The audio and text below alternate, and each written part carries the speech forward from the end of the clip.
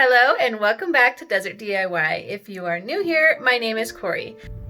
Today I have two DIYs for you. The first one is going to be an embroidery hoop wreath, and the second one is going to be a cute little Easter egg picture frame. But the first one I'm going to show you is this wreath, and it was super easy to use and very, very affordable. The supplies I'm going to be using are some leftover foliage that I got from who knows where, some leftover fabric that my mom gave me, a tiny bit of ribbon that I had left over from previous projects, and of course the embroidery hoop. Now the embroidery hoop, you can choose whatever size you want, and the fabric and ribbon, you can choose whatever color, size, shape, whatever you want for your own aesthetic. So if this style that I'm doing doesn't match what you want to do, you could totally go ahead and change the fabric and ribbon to whatever matches your house. And I just cut the ribbon out to the width of the embroidery hoop with a little bit left over, and now I'm going to be cutting out the fabric to be just a little bit bigger than what I need, just so that I can adjust as I'm going. And I just wanted to take a second to say thank you so much to Heidi Samble for putting on this spring DIY collaboration, and I will have the link to her channel down below in my description box, as well as the link to this spring DIY playlist. And you guys are not going to want to miss this, because there are some really fabulous YouTubers that are participating in this, and they're going to have amazing ideas. I know I'm going to be watching all of them. I'm just going to go ahead and start cutting it to size to fit my embroidery hoop. And the cool thing about embroidery hoops is that nothing is permanent. So you're not gluing anything, you're not nailing anything, screwing anything. It's all something that you can change out. So if this design is something that doesn't match your next seasonal decor, so if you want to change it for summer, fall, Christmas, whatever you want, you can change this fabric out all year long to match whatever you have going on in your decor.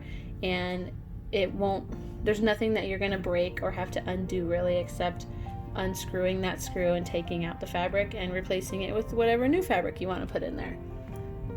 So I'm just going to set this on here, and the ribbon is for decorative purposes only. There's no structural reason for it, so if you didn't want to do the ribbon, that's okay too. Or if you're like really on a tight budget, it's totally not necessary. But when you look at it how I have it right now, I kind of did it too high up. So if I had put the flowers in there, I feel like they would be covering the top of the hoop too much. So you will see me adjust it down lower here. So this actually made more sense for what I was doing with the flowers that I had, because the tulips that I used were quite voluminous. I don't know, they were large, so I wanted them to not stick up too far. And a trick that I have done here also is I bent the bottom stem of the tulips. You could also cut them, but I feel that bending them makes it to where you could still use them in a tall vase later on. Like I said, I change out these type of things seasonally, so I don't want to make drastic changes to my things and make it to where I have to only use it for a short piece or tall piece or whatever. I like to keep my pieces versatile so I can reuse them for different seasons and different projects. So now I'm just pulling the fabric tight, and I will get it adjusted to exactly how I want it and get the wrinkles out. And the cool thing about this is you don't have to iron the fabric. You can just pull it tight, and the tightness of the embroidery hoop will get all the wrinkles out. And then you'll just go around the back and trim the fabric to size for the embroidery hoop, and that's all you have to do. No glue involved. I didn't have to use a hot glue gun. Oh my goodness. But the important thing to remember when doing this DIY is you don't want to trim it until it's in the embroidery hoop already. So if you are wanting to trim it perfectly to size before you insert it into this embroidery hoop, it's going to make it really, really difficult to pull it tight, because you need that extra fabric to help pull that fabric really tight. If you had cut it already, you'd be in a world of pain right now trying to figure this out, how to get it to stay tight.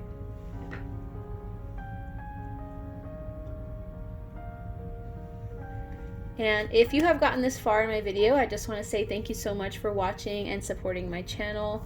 I really appreciate having you, and I've really loved getting to know all of you.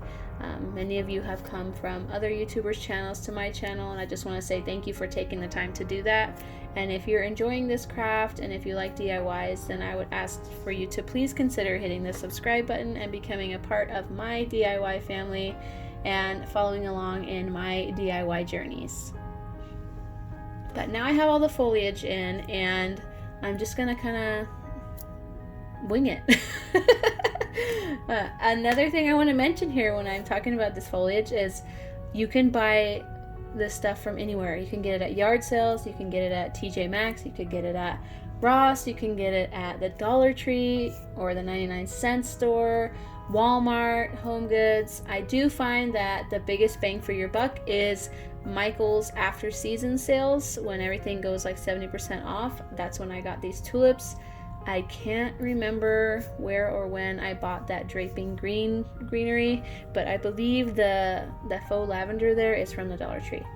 But Walmart and the Dollar Tree and getting it at craft stores when it's on clearance after the season is the best places and times to get these for super cheap.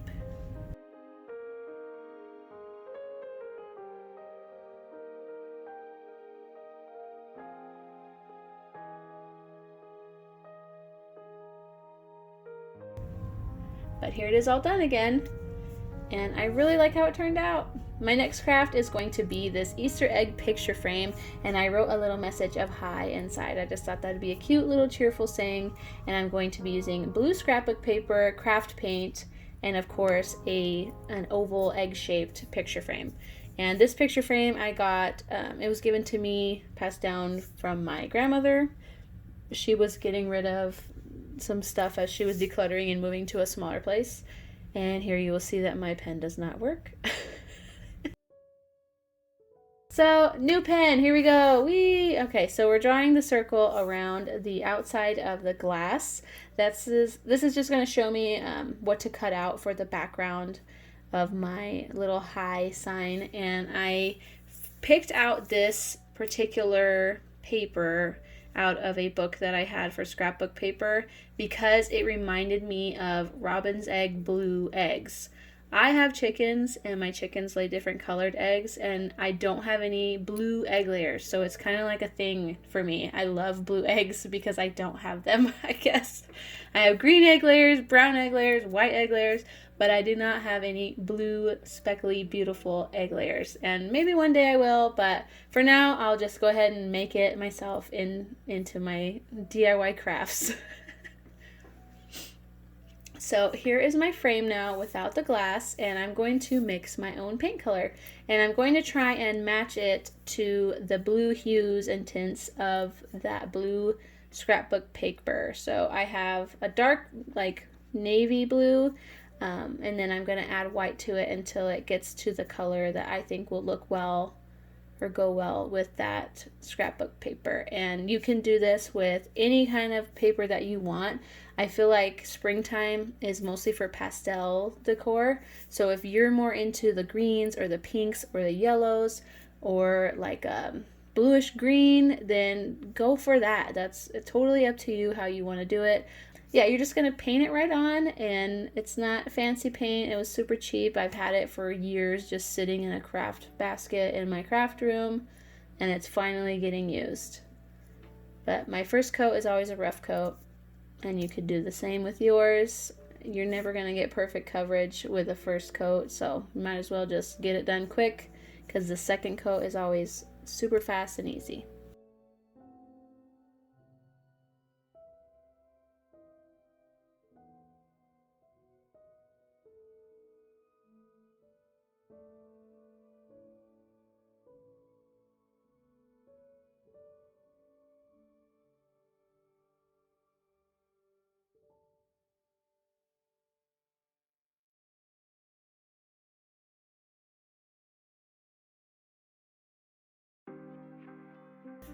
Okay, and yes, I'm using a dry erase marker, and that is a really good example of how I just use what I have on hand.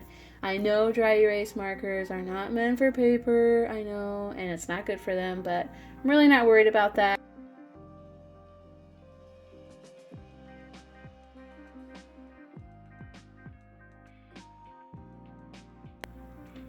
Once I have this second coat finished, I'm going to go back and make my other shades of blue for the speckles on the egg. So what I did was I added a lot of water to that paint that I already had, and then I'm just adding dark blue paint until I get the color that I want. That's just a few shades darker than the color that I started with. And I'm just gonna take my finger and flick the paint. This part was actually really fun and like therapeutic. I don't know why, but I really enjoyed the way it felt to do that with the brush. I don't know why. It was just really fun. It was like going back to kindergarten. And I'm just going to repeat that same step. This time I rinsed out almost all the paint from the cup and added water, and I'm going to go back and add white. I actually added more white than I think I should have now that the project is done. I kind of, the perfectionist in me wishes that it was a little bit more blue versus white, but it still looks good and I'm still happy with how it turned out. And you could also use different colors like black or like maybe a pale green, or depending on what color scheme you're going with, you can work with that.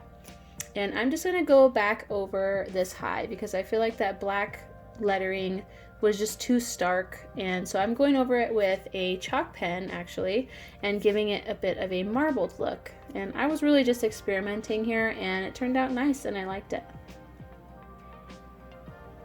Now it's time to put it back together and voila! I really like how it turned out. It's just so cute and springy and I hope you like it. Thank you so much for watching, and thank you again to Heidi Sonboul for hosting this collaboration. And if you liked what you saw, then please don't forget to hit that subscribe button down below for more DIYs and home videos. Bye!